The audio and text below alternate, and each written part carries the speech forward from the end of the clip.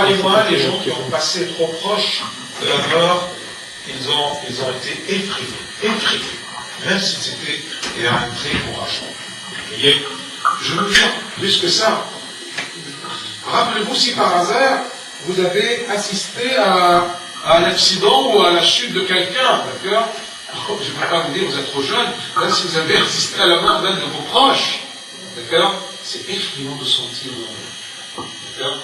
Alors, David, il dit toujours que même si je marche dans l'ombre, ou la vallée de l'ombre de la mort, je ne craindrai rien parce que tu es avec moi. Donc, voilà. Ou plutôt, on a parlé la dernière fois à propos que Dieu, il œuvre avec tous les gens, tous les genres de gens. Donc, il œuvre avec tous.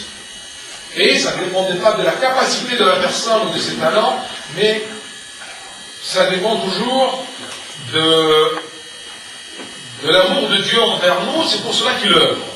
Ce n'est pas parce que tu mérites, ce n'est pas parce que tu es capable, non, c'est parce que, tout simplement, c'est parce que Dieu qui nous aime.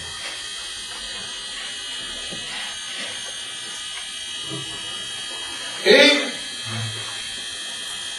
la dernière fois aussi, les dernières fois, on a parlé à propos que ça ne convient pas que tu cherches des prétextes, que tu n'as rien, pour dire au Seigneur, excusez-moi, je ne peux pas œuvrer avec toi. D'accord? Ou tu ne pourras pas œuvrer par moi ou en moi, parce que je n'ai rien. Vous voyez? Alors, c'est comme David qui était allé vers Goliath. Qu'est-ce qu'il a dit à Goliath? Que je viens, ou je marche vers toi, ou je marche contre toi, au nom de l'Éternel des armées. Au moins, vous avez quelque chose que vous devez vous rappeler toujours, dont vous devez vous rappeler toujours, c'est le nom du Seigneur. D'accord? Vous portez quel nom? Le nom de famille. D'accord? Monsieur Antel ou Mademoiselle Lou Adina. D'accord? Le nom de famille est Lou par exemple. N'oublions pas que nous portons un nom très glorieux. D'accord? Tu es baptisé, tu es enfant de Dieu. C'est vrai que d'après la chair, tu portes le nom de ta famille, mais d'après ta naissance, ta nouvelle naissance du baptême, tu portes le nom de Dieu. Tu es la fille de Dieu. D'accord? Par exemple, vient Nancy, d'accord? Nancy Dieu. Son nom de famille, c'est Nancy Dieu. Son nom spirituel, son nom là-haut, son prénom, ça sera toujours Nancy, d'accord? Mais son nom, c'est Dieu, parce que c'est son Père céleste. Vous voyez? Alors, David, quand il est venu vers Goliath, eh bien, il lui a dit, je marche contre toi au nom de l'Éternel des armées. Qui est le nom de l'Éternel des armées? De tous les gens d'armée, spirituels ou même charnels ou corporels ou matériels, c'est le Seigneur Dieu.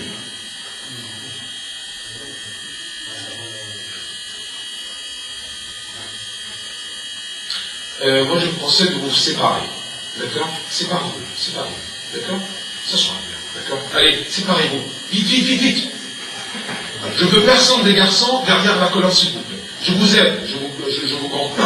D'accord? Je vous aide. Oui. Éloignez-le. Parce que ça ne vaut pas la peine de venir, d'accord, et faire tout ce trajet-là, d'accord, pour discuter. Vous discutez à l'extérieur, à l'école, en repartant, mais ce n'est pas la peine à l'église, d'accord? Chaque chose a son temps. J'aime bien ce dicton-là, que la différence entre l'homme et le gamin, c'est que le gamin ne sait pas à quel moment il doit faire ceci. Quand il veut le faire, il le fait. Mais un homme, il a la responsabilité. C'est ça la différence. Bien. Dieu est à l'œuvre continuellement. Il travaille toujours. Il ne dort pas. Vous voyez? Et ça, c'est très important. Surtout dans nos angoisses. Parce que parfois, en pleine angoisse, on sent que Dieu n'est pas là. Il est où? D'accord? Il est en récréation. Il est quoi? D'accord? Il ferme les yeux, il est silencieux, mais qu'est-ce qu'il fout? C'est trop! Oui! Parfois vous dites comme ça à l'intérieur de vous-même. À l'extérieur, vous dites, grâce à Dieu, merci, je peux l'entendre. Mais à l'intérieur, vous dites, oui! Mais qu'est-ce qu'il fait? Est-ce qu'il existe? ça c'est à l'intérieur. Mais à l'extérieur, même, qu'est-ce que tu as? Ah, rien. Quand vous-même tu poses la question, qu'est-ce que tu as? Ah, non. Mais à l'intérieur, d'accord, c'est la révolution. D'accord? Continuellement, Dieu n'arrête jamais à œuvrer. Il y a des preuves, on va voir. Apprenez ceci, rappelez-vous de ceci. Même s'il y a des misères devant vous sur la terre, même vous avez des angoisses dans votre vie, mais rappelez-vous que Dieu est à l'œuvre continuellement. Dieu n'arrête jamais à œuvrer, même sur la croix. Je vous ai dit que même sur la croix, il travaillait. D'accord? Il ne mourait pas tout simplement pacifiquement. D'accord? Il travaillait. Qu'est-ce qu'il faisait? D'accord? Il travaillait avec le larron. Cette âme-là, cet esprit-là, d'accord, qui a perdu toute sa vie dans le péché. Il est condamné à cause de son péché. Il n'a jamais pensé à se repentir. Mais sur la croix, au dernier moment de sa vie, il a commencé à regarder ce Christ. Et méfiez-vous, rappelez-vous, d'accord, qu'au commencement, les deux voleurs, ils étaient contre ce Christ-là, ils se moquaient. Mais après, ce bon larron, il a commencé à sentir quelque chose.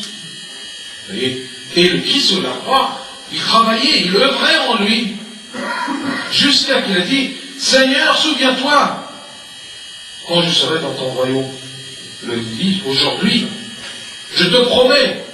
Alors c'est ça l'œuvre de Dieu. Même sur sa croix, il œuvrait, il a donné la promesse qu'il sera avec lui aujourd'hui au paradis. Là-haut sur la croix, il s'est intéressé à une personne très importante pour lui. Vous vous rappelez c'est qui? Il a pris le Christ, il a pris soin d'une personne. Sa mère. Il est en plein accomplissement de sa tâche céleste, divine, la rédemption, et là, il se rappelle de sa mère. Marie et Jean. Jean, c'est ta mère. Femme, c'est ton fils. Sûrement, moi j'imagine si le Christ était mort, d'accord, sans dire ceci. Mais sûrement, Jean ou n'importe quel des disciples va prendre soin de la Sainte Vierge Marie. Mais tout simplement parce que le Christ voulait, en plein douleur, en plein crucifixion, il pense toujours, d'accord, à ses enfants et sa mère et aux personnes. D'accord? Parfois, vous savez, par exemple, dans nos familles, dans la préoccupation générale de la maison, on peut sentir un peu que papa m'a oublié. D'accord? Parce que maintenant, par exemple,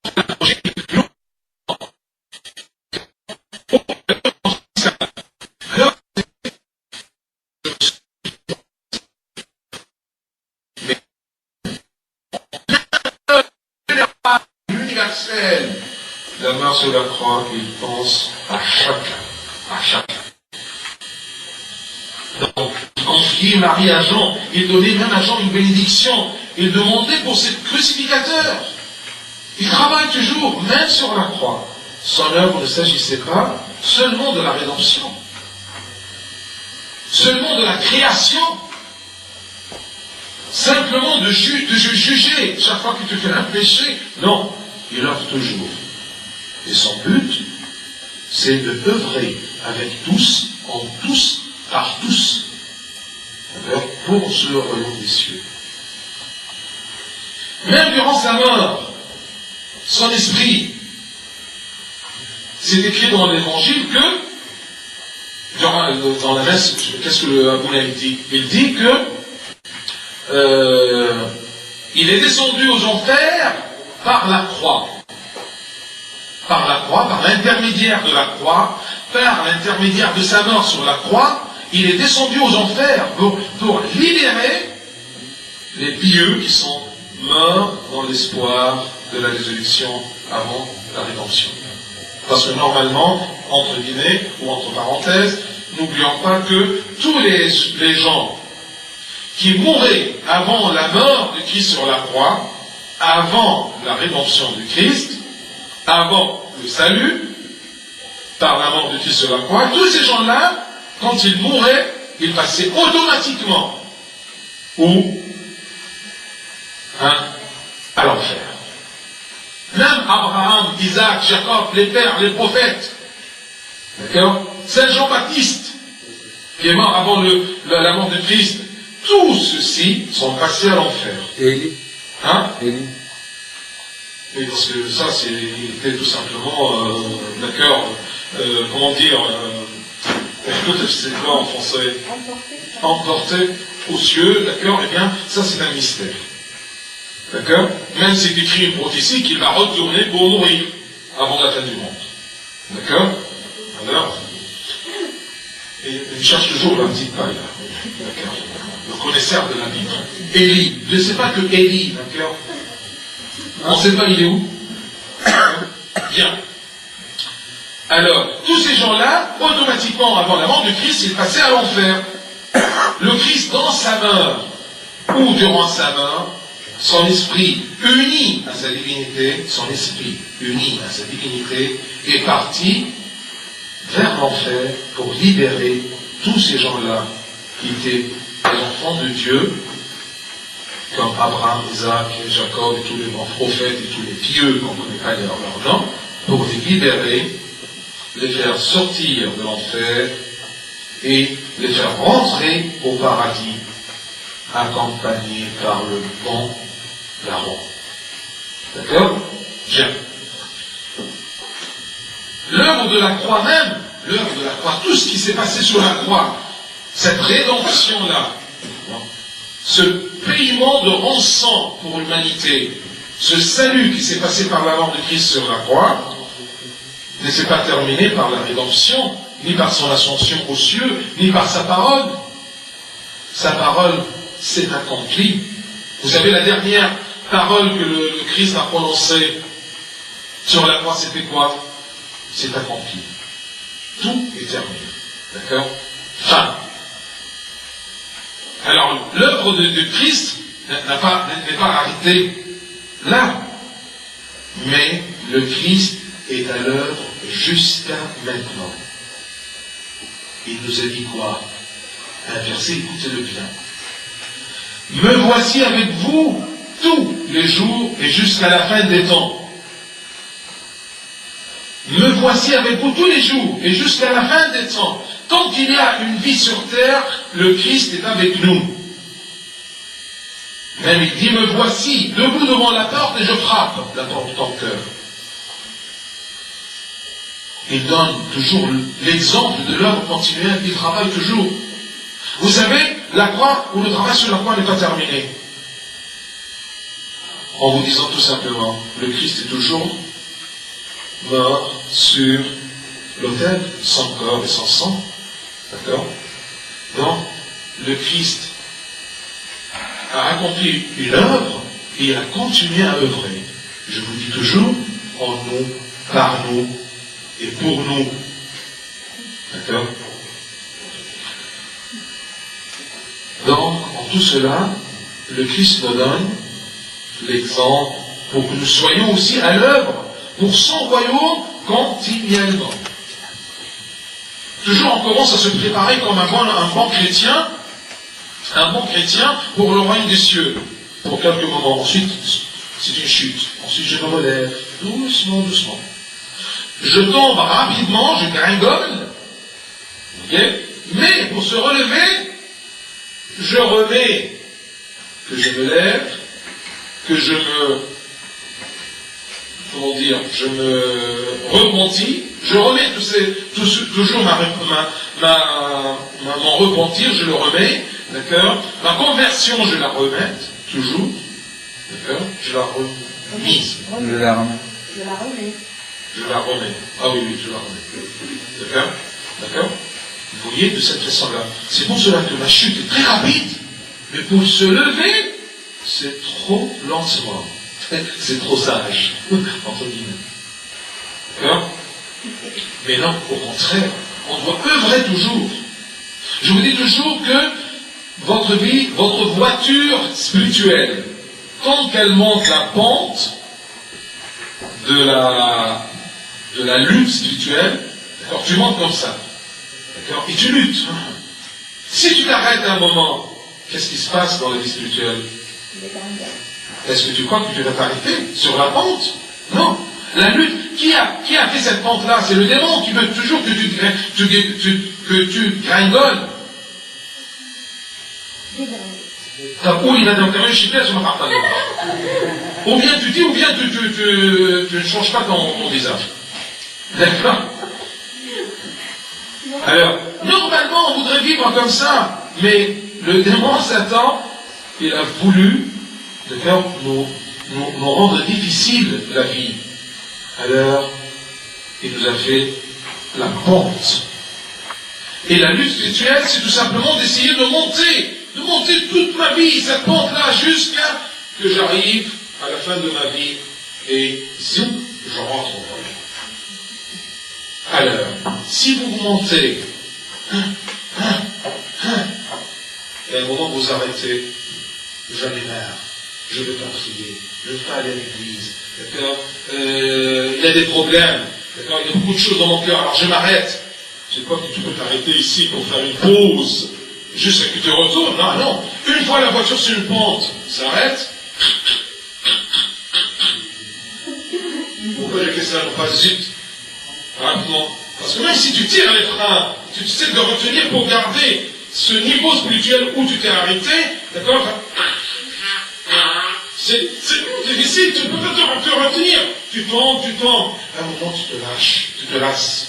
D'accord? Alors, tu dégringoles rapidement jusqu'au bout.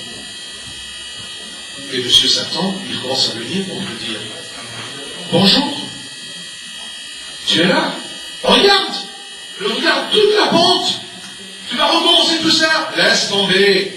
Qui t'a dit qu'il y a un royaume des cieux? Et c'est comment ça commence les doutes. Donc, c'est ça l'importance de œuvrer continuellement. Parce que sinon, d'accord, tu ne peux pas faire une pause, mais tu dégringoles.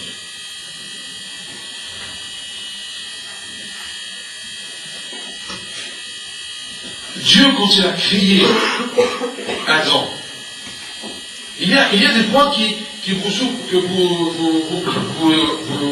vous les oubliez. À votre avis, avant le péché, quand Dieu il a créé Adam, est-ce que vous croyez qu'il lui a dit repose-toi, amuse-toi, ou il lui a donné du travail? Il lui a donné du travail. Même avant le péché. Après le péché, parce qu'il y a des gens qui croient que la punition d'Adam, c'était de travailler la terre. Et ben non! Il travaillait dans le paradis, il prenait soin du paradis. Mais la punition, c'était qu'avec la sueur de ton front, tu vas travailler, et que la terre sera maudite. C'est pour cela qu'elle va t'offrir des épines, ainsi de etc. Donc, Dieu, quand il a créé Adam, il lui a donné du travail au paradis. Non pas parce que Adam, il va en vivre, c'est-à-dire il doit chercher un boulot pour trouver quoi manger. Non, c'est pas ça. C'est pas parce qu'il lui donne un travail parce que il aura un salaire ou s'il ne travaille pas, il ne mange pas. Non. Parce que les biens étaient en abondance. Il avait tout ce qu'il fallait. Il doit travailler. Et pourquoi Dieu? Puisqu'il est dans un paradis. D'accord? Est-ce que le paradis de l'homme, c'est de travailler? Parce que nous, on bosse toujours, d'accord, que ce soit dans les études ou dans le travail professionnel, eh bien, on croit que vraiment le paradis, être dans le paradis, c'est tout simplement de rien faire. Eh bien, non, c'est faux. C'est faux. L'homme ne peut jamais rien faire. Alors, Dieu, quand il a créé Adam, il a donné de travailler, de garder le paradis, d'accord, d'entretenir le paradis, pour l'intérêt du travail, il faut prendre la bénédiction du travail. Dans le travail, il y a une bénédiction pour l'homme, c'est quoi? C'est d'échapper à l'ennui. L'ennui, d'accord, c'est la porte de tous les vices. D'accord? Regarde n'importe quelle mauvaise pensée, elle devient quand tu n'as rien à faire. Hein? Et c'est vrai. C'est vrai, après, pas après ou d'après ton expérience, mais regarde l'expérience de David. D'accord? David, il a commis l'adultère quand toute l'armée d'Israël était sur le front, et M. David, d'accord, il est monté sur le toit de sa maison parce qu'il faisait chaud. Alors il a commencé à regarder un peu loin, il n'y a rien, ça c'est sombre. Ah, c'est quoi? Oh oui, une femme qui prend son bain. Oui, quoi? Oui. Oh, quoi? Il n'a rien à faire. Et ça commence. Le péché commence par ça. Une idée, un regard. D'accord? Tu regardes, d'accord? Tu entends, tu écoutes. Ça commence par rien, un petit grain. Grain de levure. D'accord? Et ça fait fermenter toute la farine. Quand je n'ai rien à faire. Regardez les filles quand vous l'avez rien à faire. Qu'est-ce que vous faites? On fait les magasins. Oui, d'accord, bien. D'accord? Et on dit, on passe le temps. On fait passer le temps. J'aime bien, ça y est, Baba. D'accord? Qu'est-ce qu'il nous dit? Faites attention parce que le temps, c'est la vie. Le temps, c'est la vie. Si tu perds ton temps, tu perds ta vie. Parce que la vie, c'est quoi? C'est un peu de temps, à côté d'un peu de temps, à côté d'un peu de temps, égale la vie. Qu'est-ce que tu fais de ton temps? Tu le fais passer? Tu t'ennuies? Ou tu travailles? Ou tu œuvres là-dedans? Kaboul, mais est-ce que je vais travailler tous les 24 heures? Non.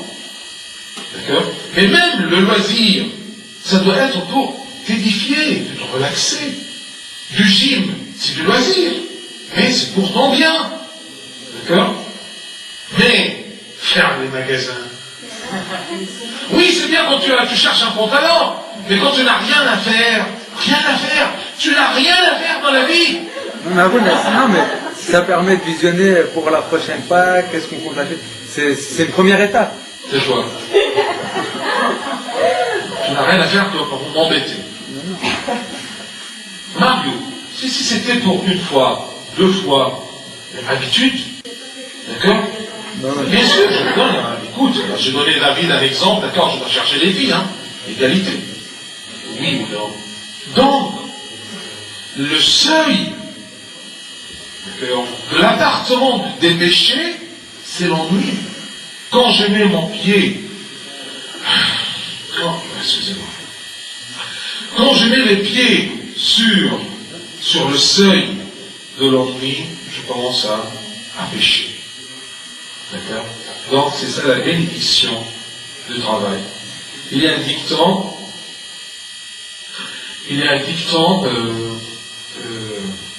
Diane, celui qui est derrière toi, tu t'appelles comment? Oui? Julien, viens avec moi ici. Je veux que tu parles. Viens avec moi ici, avec moi là. Tu ne peux pas supporter que tu... Assieds-toi là. Tu peux? Si ça te gêne? Non, ça va. Ça va, assis-toi. Regarde celui qui va se rapprocher de Julien. Je vais le tuer. N'est-ce pas, Julien? Merci, je t'aime beaucoup, Julien. D'accord? Donc c'est ça la bénédiction de travailler, de œuvrer continuellement. C'est de échapper l'ennui qui me mène, d'accord, au péché. Et qui me mène à la perdition. Je perds ma vie. Et si je perds ma vie, d'accord, eh bien, je perds mon royaume. Parce que la vie, c'est l'occasion où je me prépare pour le royaume des cieux. Même quand je travaille bien à l'école, mais quel est le lien entre mon honnêteté dans mon travail, d'accord, et le royaume des cieux? C'est parce que quand j'ai une profession, un travail, je ne débauche pas, d'accord? Je ne commence pas à chercher des moyens illégaux pour avoir de l'argent parce que je veux manger, d'accord? Les enfants de Dieu doivent être toujours, d'accord, des gens honnêtes, dès leur enfance, dans les études, d'accord, dans leur travail, dans leur vie spirituelle, dans leur argent, dans leur famille, dans leurs sentiments et amour et fidélité, d'accord, dans tout. Vous voyez? Donc, c'est ça la bénédiction du travail, c'est ça l'intérêt du travail et de l'œuvre pour les gens, les enfants de Dieu. Ah oui, c'est Julien qui me fait oublier ce dicton. que je voudrais vous dire. Et il y a un dicton qui dit, un moine qui travaille, il est confronté à un seul démon. Mais un moine qui ne travaille pas, il est confronté avec des milliards et des milliards de démons. Qu'est-ce que ça veut dire? Parce que si je travaille, j'ai un seul démon qui peut me taquiner. C'est le démon du travail lui-même, des problèmes du travail, d'accord, des petites tâches comme ça avec mes collègues. Vous voyez, on dit le démon du travail, les problèmes du travail. Mais si je ne travaille pas et je n'ai rien à faire, alors je suis attaqué par des milliers et des milliers de pensées et des démons, d'accord, qui vont m'éloigner du bon chemin. Donc un moine ou une personne qui travaille, ils peuvent être attaqués par le seul démon de ce travail, avec les problèmes de ce travail, d'accord, avec les luttes et les guerres qui sont à l'intérieur de ce travail. Mais celui qui ne travaille pas, il aura des milliers et des milliers des ennemis. C'est clair?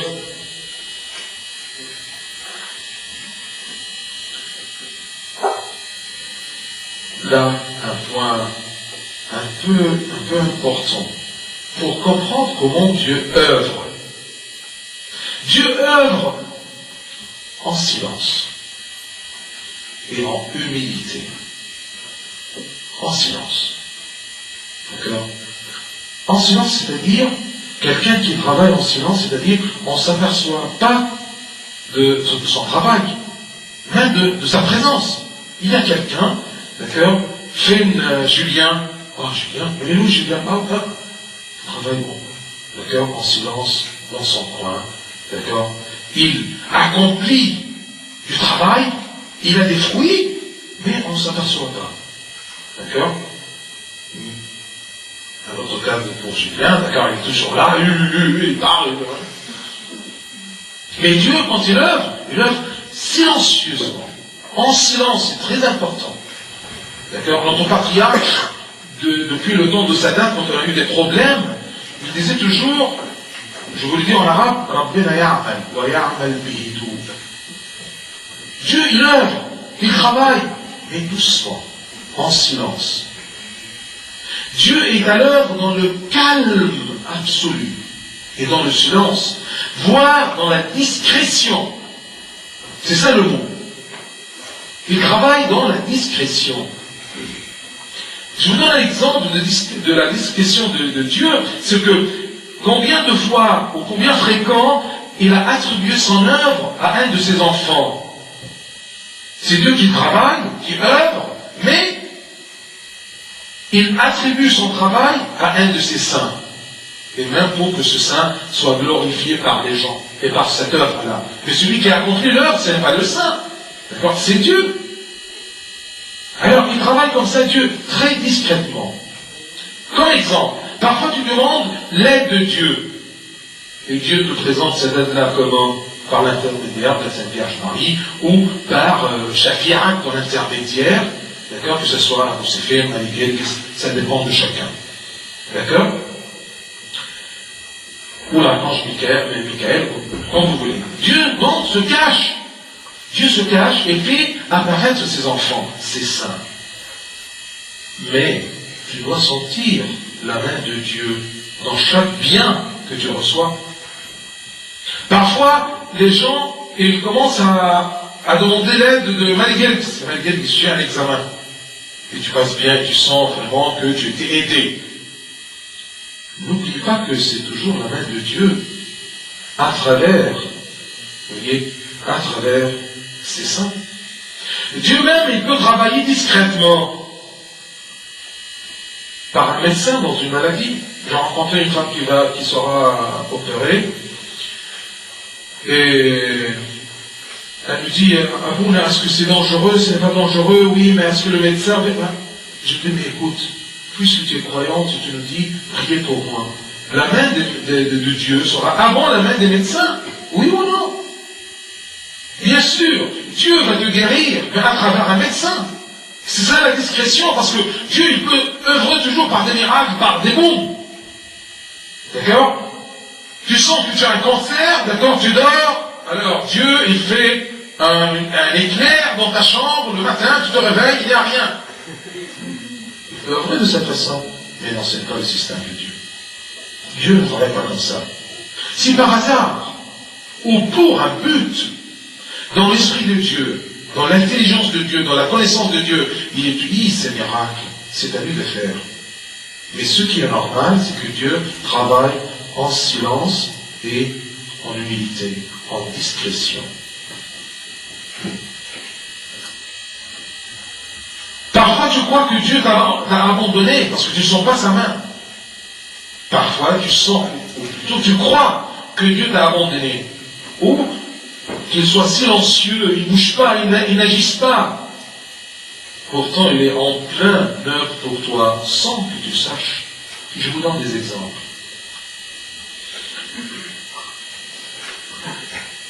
David, qu'est-ce qu'il a dit dans son psaume? Incroyable. À un moment, il a senti que Dieu est loin de lui. Alors il lui dit, pourquoi, ô Éternel, te tiens-tu éloigné? Pourquoi te caches-tu au temps de la détresse? David, il a dit ça. Celui qui a honoré Dieu, qui a glorifié Dieu, d'accord? Celui qui avait un cœur dont Dieu a dit, je trouvais le cœur de David, d'accord, d'après mon cœur. C'est-à-dire, il a les mêmes critiques, ou les mêmes critères. J'ai trouvé le cœur de David selon mon cœur. Imaginez-vous. Alors ce cœur de David, à un moment, par faiblesse, parce qu'il n'a pas senti, dans une angoisse, la main de Dieu, qu'est-ce qu'il lui dit? Pourquoi Dieu? Pourquoi Éternel?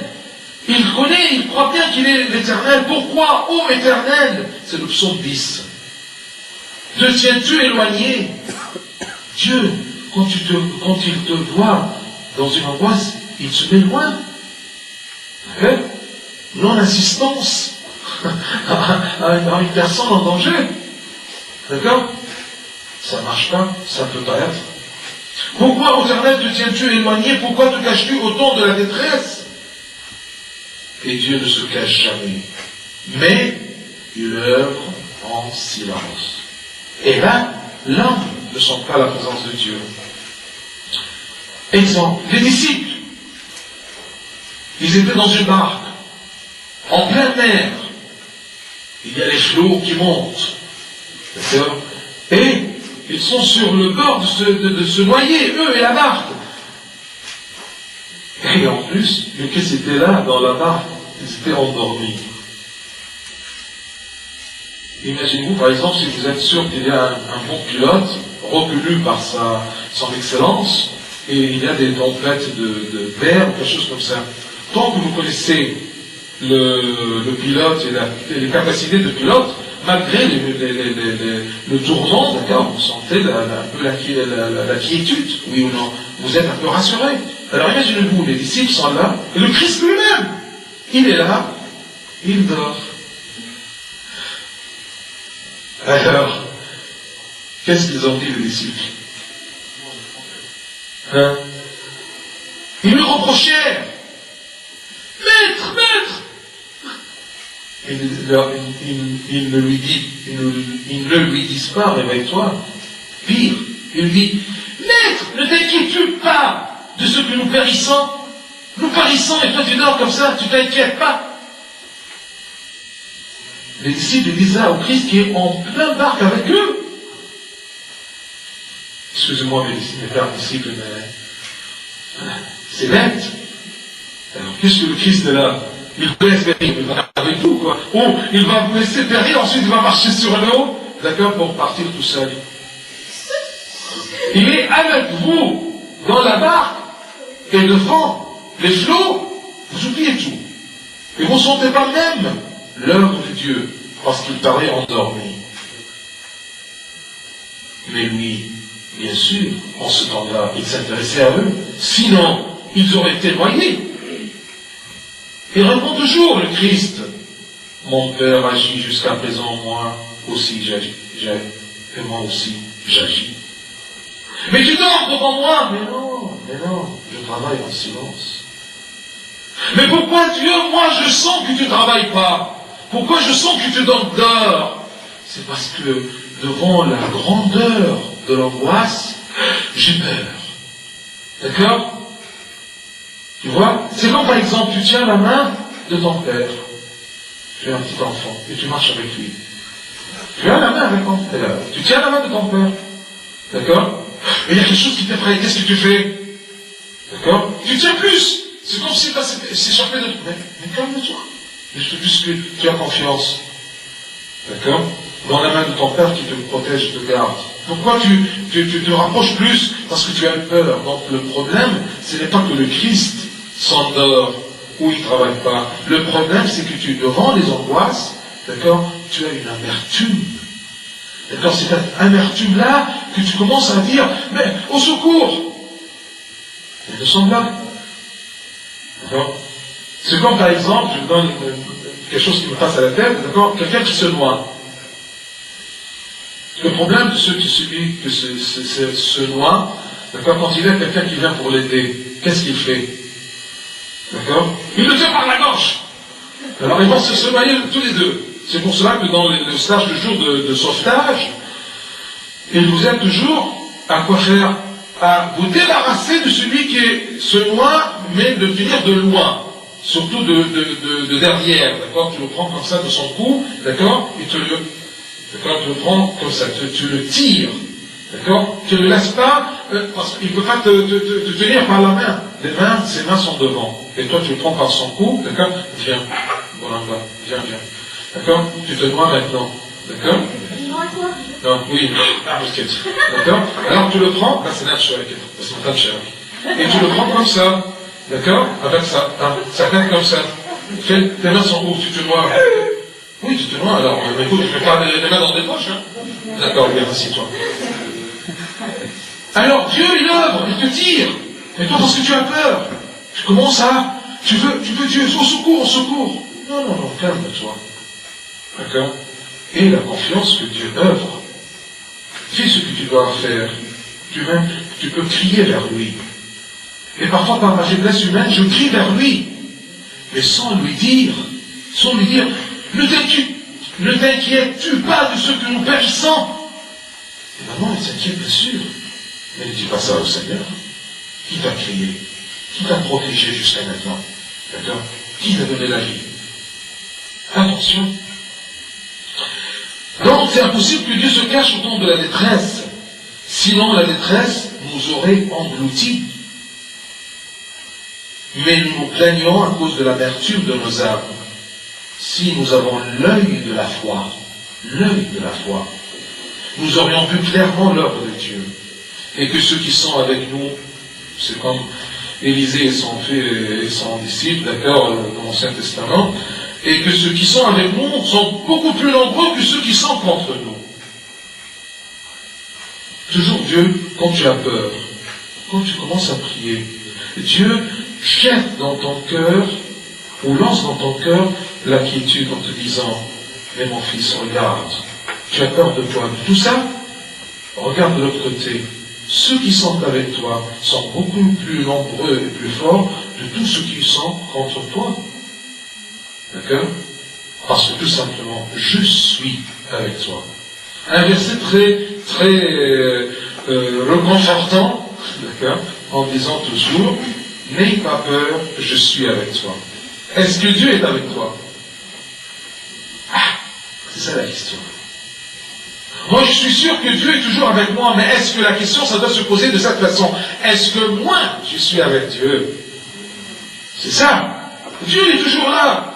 D'accord? C'est le bon Père céleste. Vous voyez? Si vos pères, ils savent bien de vous faire des biens, ils vous présentent qui parmi vous demande à son père, d'accord, un œuf, lui donne une pierre? Alors, beaucoup plus, votre Père céleste, quand vous lui demandez l'aide, il vous donne l'aide. D'accord? Dieu est Pantocrator. Qu'est-ce que ça veut dire Pantocrator? Hein? Ah non. Hein? Pantocrator, c'est pas tout puissant? Hein? C'est pas tout puissant? Ah non. Hein? ايش بيقولوا لي دواك؟ Créateur? Ah oui, parce que quand créateur, créateur,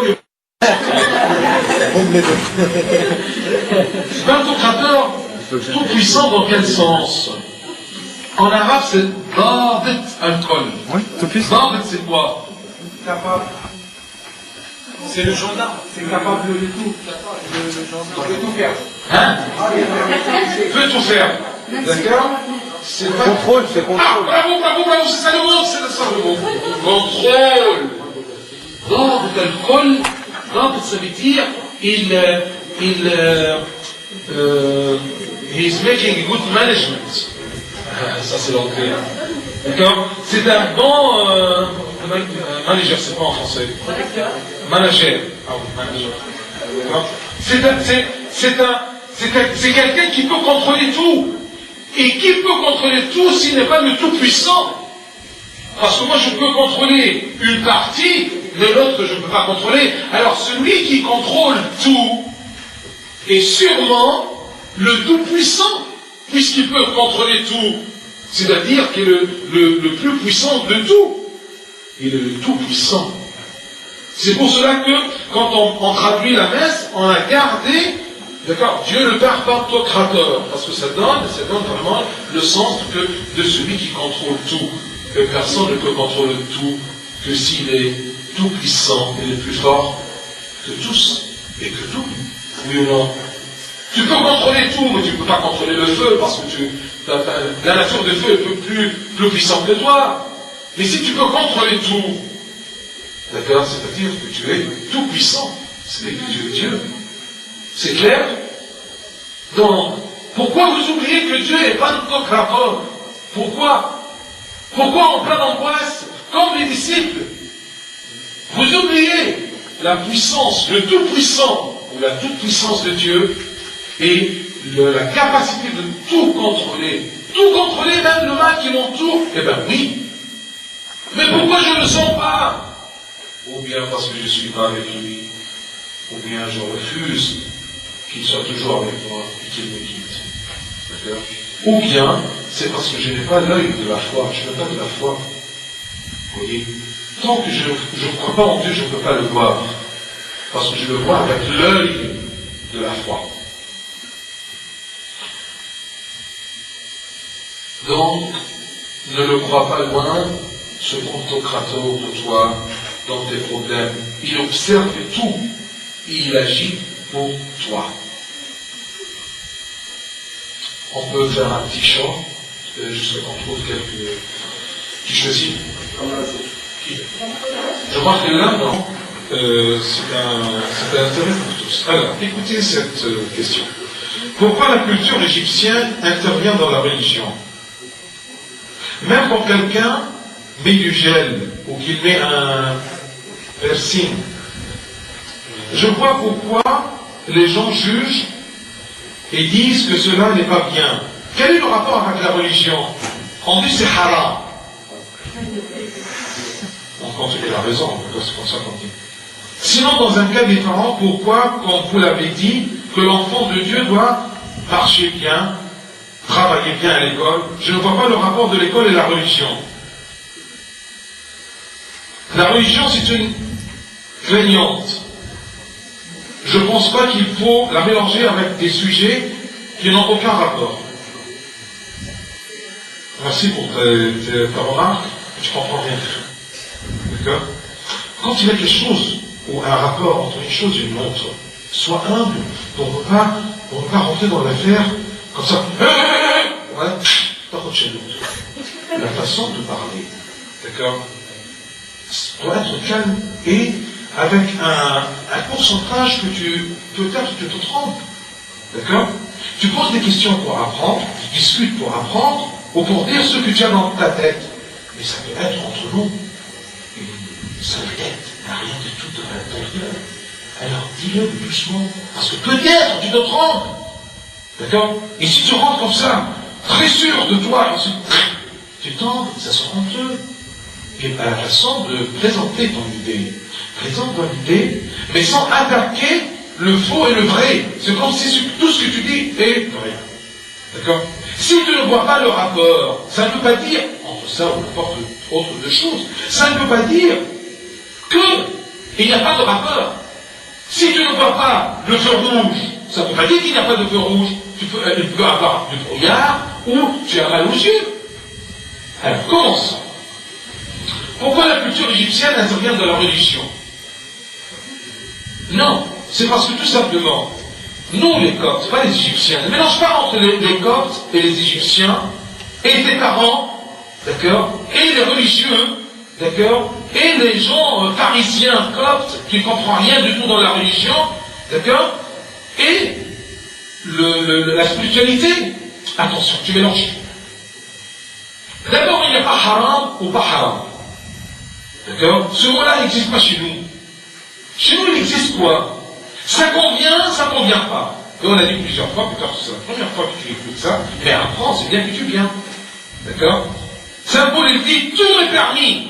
Tout m'est permis. J'espère que tu comprends le français. Parce que ton style en français n'est pas trop bien. Alors, fais attention à tes études. Hein. D'accord? Parce qu'être en France, j'espère que tu es à l'âge, mais attention. Bien. Alors, Saint Paul, il dit, tout me convient. Mais tout m'est permis. Mais pas tout me convient. Première chose. Tout m'est permis. Mais pas tout m'est défi. D'accord? Tout m'est permis. Mais je ne deviens jamais esclave de quelque chose. Ça, ce sont les trois critères sur lesquels tu juges. Est-ce que tu peux le faire, oui ou non? Bien sûr. Tu es enfant de Dieu, ça c'est premièrement, tu n'es pas égyptien, ensuite enfant de Dieu. D'accord? Tu n'es pas copte, ensuite enfant de Dieu, tu es enfant de Dieu, c'est ça, première chose. D'accord? Je te dis, le nom de ta famille, le vrai nom de ta famille, d'accord? C'est Monsieur tel Dieu. Parce que ton père c'est Dieu. D'accord? Il t'a racheté du péché. Donc, tout est permis, mais ça ne convient pas comme enfant de Dieu, comme chrétien. Tout est permis, mais ça ne m'édifie pas comme enfant de Dieu qui se prépare au royaume. Tu n'es pas créé pour être médecin, ou tu n'es pas créé pour venir ici en France, d'accord, et lutter contre Sarkozy. Eh bien non, ce n'est pas ton but. Ton but, c'est de te préparer pour le royaume des cieux. Et c'est ça le rapport entre l'école, d'accord, et le travail. Parce que ta profession aujourd'hui, étant écolier, c'est quoi? C'est écolier. Alors, si je veux te dire maintenant, sois honnête. Tu seras honnête en quoi? Dans ta profession. Et être honnête comme étudiant, comme écolier. À ton avis, c'est quoi? Pas tricher. D'accord? Et réussir. Mais que l'école est craignante, c'est parce que tout simplement, tu fais des choses qui ne sont pas à son temps. Tu veux par exemple te promener quand il y a des classes. D'accord? Parce que tu n'es pas bête. Mais tu ne peux pas travailler. Ou tu es influencé par tous les gens, par ceux qui sont autour de toi. Laisse tomber. Les mauvaises fréquentations, c'est ça. Tu es influencé. D'accord? Mais si tu dis que l'école est craignante, je ne sais pas quoi. Craignante. Tout à fait, l'a écrit. D'accord? Comment tu auras des médecins? Si tu es malade, monsieur, aujourd'hui, si tu as un cancer, tu vas chez les voyous dans la rue pour te traiter, ces gens-là qui vont te traiter à l'hôpital, ou traiter un de tes proches, les chers, eh bien c'est tout simplement, ce sont des gens qui étaient à l'école, ils étaient honnêtes, ils ont travaillé dur. D'accord? Quand tu as un problème là, d'accord, tu cherches pas un avocat. Ces avocats-là, ils ont été éduqués où? Dans la rue. Alors, vous voyez? Alors c'est ça mon cher, le rapport entre l'honnêteté et la religion. C'est parce que qui te dit, sois honnête? Ce n'est pas la loi, c'est Dieu. L'homme, il a connu qu'il doit être honnête et faire une loi pour l'honnêteté. Il a appris ça de Dieu, mais avec les siècles, les gens ils ont cru que ça vient du monde. Eh bien non, Dieu ne vole pas. D'accord? Quand tu triches, tu voles. D'accord? Quand tu prends quelque chose qui ne t'appartient pas, tu voles. Tu vois? J'espère que le rappeur essaie de réécrire pour savoir ta pensée. D'accord? Bien sûr, il y a un rapport entre tout ce qu'il y a dans ma vie et Dieu, pas la religion. Nous ne sommes pas devant des oui et de non. Non. Le haram, ça c'est autre chose. Ton père n'a jamais fait des trucs là-dedans. Alors tout ce qu'il n'a pas fait ou qu'il n'accepte pas, d'accord, il te dit c'est haram, c'est aïb. Ah non. D'accord? Il y a des gens qui font, d'accord, du gel dans leurs cheveux et ils viennent devant moi. Il y a même des prêtres qui sont un peu arriérés. C'est une façon de culture. D'accord? Moi, je vis là, d'accord, il y a longtemps, alors peut-être j'ai un regard un peu différent. D'accord? Abou Nafar, il est saint, il vient de Saïd. Vous voyez qu'il pour une visite de 15 jours. Il te voit avec ces trucs-là.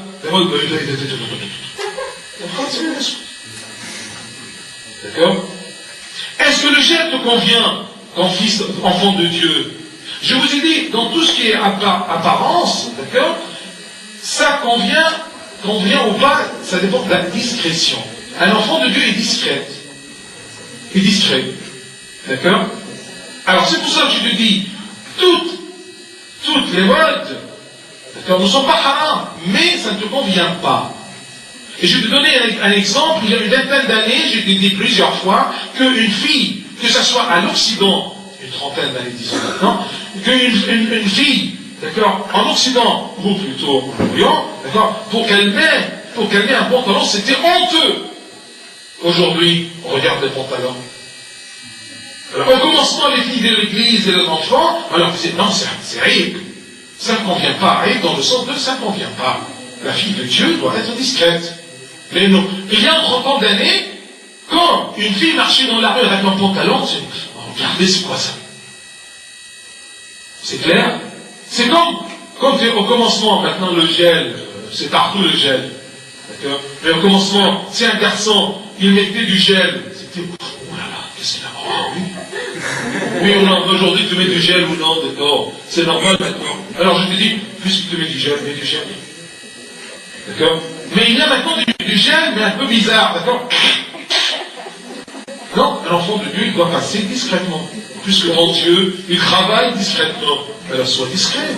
C'est ça ce qui te convient. Parce que la discrétion, c'est un trait d'humilité.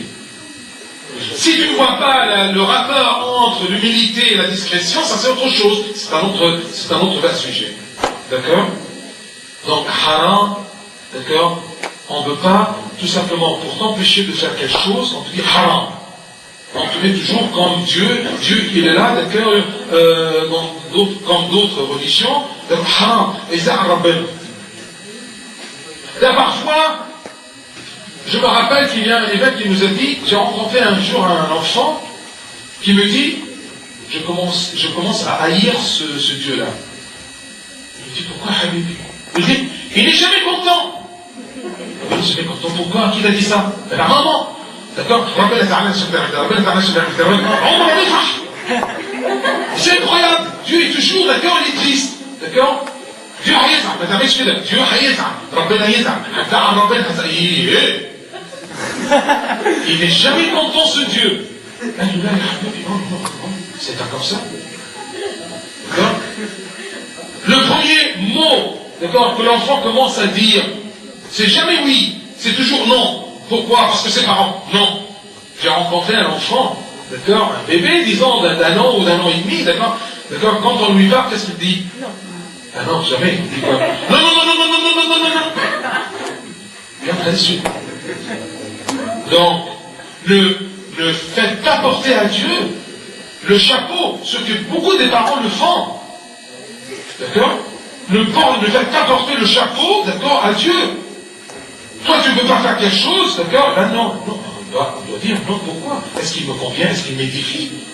D'accord? Et nous, ce n'est pas à l'heure. Pourquoi la culture égyptienne intervient dans la religion? Non, ce n'est pas intervenir, ce n'est pas culture.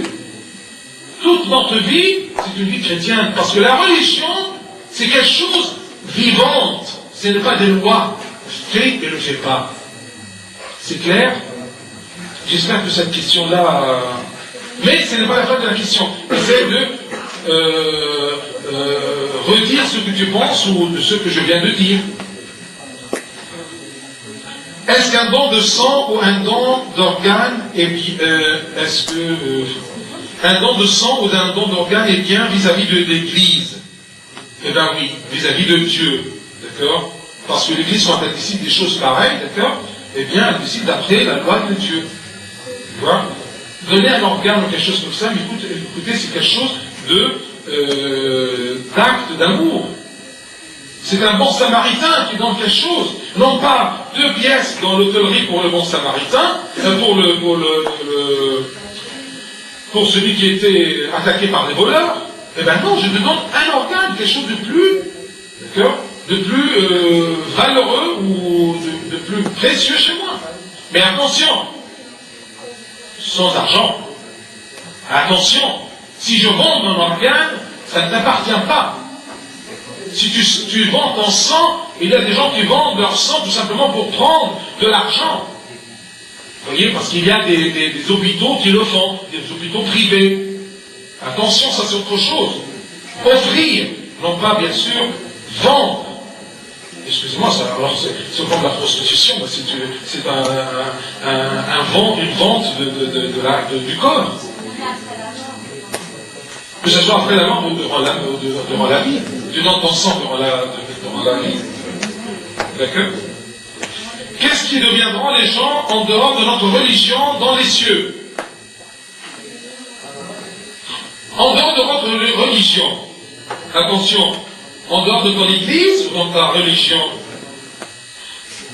tous les gens qui sont en dehors de Christ, d'accord, ils partiront où? Pas au royaume des cieux. Parce que le royaume des cieux, le roi qui est là, qui va régner, c'est le Christ. Parce qu'ils ont cru en Christ. Je ne peux pas te dire, d'accord, je ne peux pas te répondre, celle ou celui qui a écrit ça, d'accord, les versets qui sont. Les versets, c'est quoi? C'est pas l'Église qui a fait. D'accord? Mais c'est Dieu qui a dit, celui qui ne croit pas au Fils n'aura pas le Père. Celui qui ne croit pas au Fils, d'accord, il n'aura pas de vie. Qu'est-ce que ça veut dire de vie? Il y a des gens qui ne croient pas au Fils, mais ils vivent maintenant. Non, de vie, c'est-à-dire la vie éternelle. Et aux cieux, qui t'a dit que ces gens-là, ils iront aux cieux, auprès de Dieu? Où? Nous avons la lumière et l'obscurité. Dieu nous dit, celui qui sera avec moi, il sera dans la lumière. Merci. Et ceux qui ne seront pas avec Dieu, ils seront où? Ils ne seront pas dans la lumière, ils seront où? Écoutez, vous posez ces questions parce que parfois vous avez des amis qui ne sont pas croyants. D'accord? Et vous pouvez avoir pitié d'eux, ils iront où? Dieu ne se laisse pas sans témoin. Tous les gens vont connaître le Christ. Celui qui va accepter le Christ, il ira avec le Christ. Dites, celui ou celle qui a écrit cette question-là, pose-toi la question. Les cieux appartiennent à qui? Ceux qui n'ont pas écrit là. Les cieux appartiennent à qui? À Dieu, au Christ. Parce que le Christ est Dieu. Ceux qui n'ont pas le Christ n'ont pas Dieu. D'accord? Ils iront où? Je te laisse pour répondre. Quelle était la vie de la Vierge Marie après la crucifixion de Jésus? Eh bien, la tradition de l'Église, elle nous dit qu'elle a vécu dans la maison de Saint Jean. Écoute, imagine-toi, d'accord, cette femme qui a reçu en elle le corps de Christ, d'accord, elle a vu tout ceci-là, elle a vécu tout ceci, d'accord, et quand elle est morte, son corps, par honneur, était enlevé. Son corps, pas sa vie, elle n'a pas ressuscité. Vous voyez? Alors sûrement elle a vécu dans la piété et glorifiant Dieu et méditant dans tout ce qu'elle avait vécu. Parce que n'oubliez pas que la Sainte Vierge Marie était trop triste. Elle était trop triste quand elle a vu son Fils et son Dieu crucifiés. Mais elle a vu aussi ressusciter. N'oublions pas ça. D'accord? Alors c'est ça la vie de... Quelle est l'origine du mot pantocrator? Excusez-moi, je suis un peu chèque, d'accord? Enfin, je voudrais répondre à cette question en disant c'est chinois. Je crois que c'est grec, mais je ne suis pas un spécialiste. Panamérique, ça veut dire quoi? Pan, c'est-à-dire quelque chose de général, tout. Pan. Donc, quand je ne peux pas te dire, bien sûr, c'est du grec. D'accord? Mais exactement le mot, c'est quoi? D'accord? Comment c'est divisé, je ne peux pas te dire. D'accord? Je vais donner le sens de Pantocrator, c'est-à-dire qu'il contrôle tout. C'est-à-dire le tout-puissant parce qu'il contrôle tout. D'accord? Quelle est l'origine du mot? L'origine, c'est grec. D'accord? Mais la signification exacte du mot, je ne peux pas te dire. Qui connaît la division? Mais pan, je connais que ça, c'est-à-dire c'est panaméricain. Ou pan-top. D'accord? C'est-à-dire quelque chose de répandu. D'accord? C'est ça, Jean-Marc? Je crois ça. Bien. Autre question, la dernière. L'exercice d'un métier peut parfois contraindre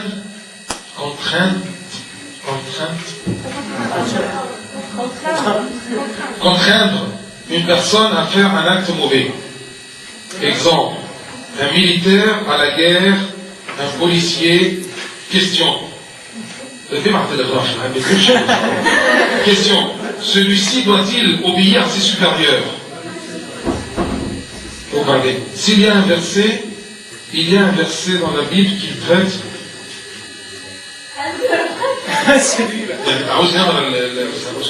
C'est bon. D'accord. Premièrement, il y a l'exercice d'un métier peut parfois contraindre une personne à faire, peut parfois contraindre une personne à faire un acte mauvais. C'est pour cela qu'on vous dit tout simplement, choisissez bien vos métiers. C'est comme par exemple, tu viens et tu dis à tes parents, c'est de l'art. Et tu dis, haram. Alors, haram, c'est pas dans le sens de haram, mais il ne pas, parce que tu cherches les asa. D'accord? C'est-à-dire que tu vas fréquenter des gens qui vont t'éloigner. D'accord? Je vais à Mouna, un restaurant, je vais chercher une danseuse de ventre le samedi. Là, c'est faux. Si tu fais ça, je ne rentre pas dans ton restaurant. Parce que tout simplement, cette femme-là, tu cherches pour tes clients quoi? D'accord? Pour ouvrir leur appétit pour manger la pizza. Vous voyez, vous rigolez, mais écoutez. D'accord? Il y a des professions pareilles. D'accord? Où l'entourage même t'oblige de faire des choses. Eh bien, évite ces choses-là pour ton salut.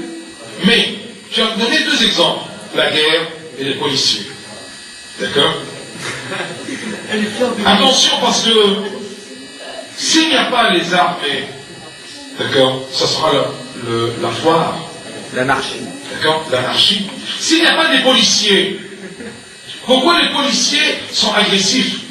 J'ai entendu, j'ai lu beaucoup dans beaucoup de revues, en attendant le train, d'accord, en Égypte, dans le salon de Thalys, beaucoup des revues, Le Point, le Paris Match, je ne sais pas quoi, et Libre Match, je ne sais pas, Le Point, le Livre, des reportages, j'ai aimé beaucoup. Un reportage qui a parlé avec ces policiers des CRS. D'accord? Alors, c'était à peu près une dizaine de pages. Mais il a vécu, il a laissé tomber tous les restes, d'accord? Tout ce qui est politique, mais ces gens, ces êtres humains, ces CRS, d'accord? Et même c'était très beau ce reportage, et il écrivait même les petits expressions de ces hommes, de ces êtres humains, d'accord? Alors il y a un policier qui dit, mais écoutez, d'accord? Quand vous voyez qu'il y a des jeunes qui viennent, je m'en fous de la cause, mais avec des pierres, ils te jettent. Tu dois quoi? Et toi, tu as un pistolet, d'accord, ou une arme. Qu'est-ce que tu vas faire? D'accord? Tu vas laisser ton arme. D'accord? Pour aller chercher des pierres.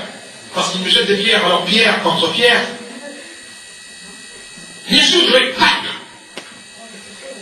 D'accord?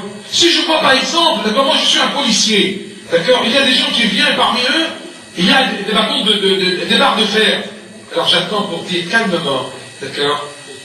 Je vous arrête au nom de la loi française, la TTT. Non. Mais on va pas les tuer. Hein? On va pas les tuer. Qui? Avec une barre. Je viens vers toi avec une barre de fer. Non, c'est un famille. Non. Non. On va pas les tuer avec une arme, je veux dire. Pas tuer, Habib. Ah. Là, n'oublions pas qu'ils sont des êtres humains, Ouais, qui ont des familles. Ok. D'accord? Alors, vous parlez à propos des policiers. D'accord? Ils sont là, Habib. Il faut garder là. Il y a des gens qui viennent brûler des voitures. Ils sont là. N'oublions pas que ce sont des êtres humains, Habib. Ouais. D'accord? Là. Mais être humain, ok, mais il faut dire quand même, ils ont leur part de responsabilité. S'ils veulent vivre, ils n'ont pas qu'à attaquer la police et tout. Qui? Les jeunes. Ah oui, bien sûr, bien sûr. Je parle à propos du côté. C'est un métier. D'accord? Parce que tout simplement, défendre ou arrêter quelqu'un ou tirer sur quelqu'un pour protéger et défendre des autres, c'est une profession. Et d'après la Bible, oui, tu dois obéir. D'accord? À tes supérieurs. Dans la guerre, d'accord? On défend. Tu vois? On défend la patrie. Tu vois? On installe. D'accord? On installe l'ordre. Sinon, es-tu très sensible à ça? Truc très humaniste? Ne rentre pas dans la police. Oui. Dans la Bible, il y a un passage qui dit qu'on doit obéir à nos supérieurs. Et eux,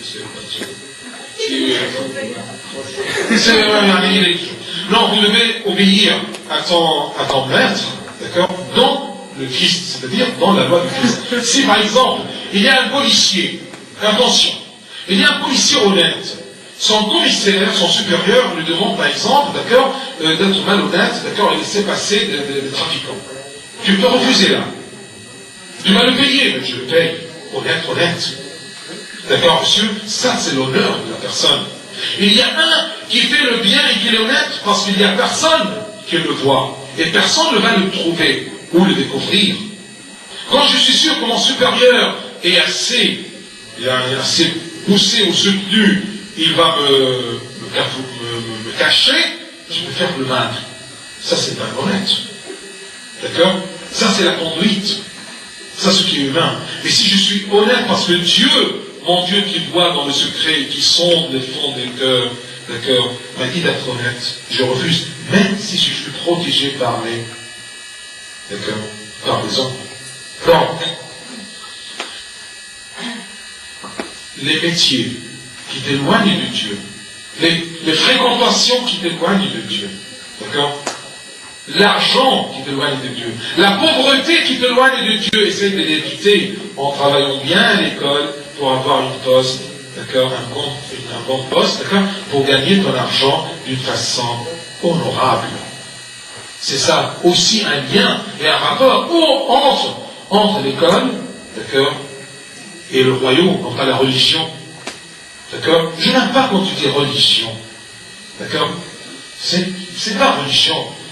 On aime la religion, on dit le Christ. Est-ce que ça plaît à la religion? D'accord? Non, ça plaît au Christ. D'accord? Tu es devant non pas la religion des lois. Non, tu es devant le Christ lui-même.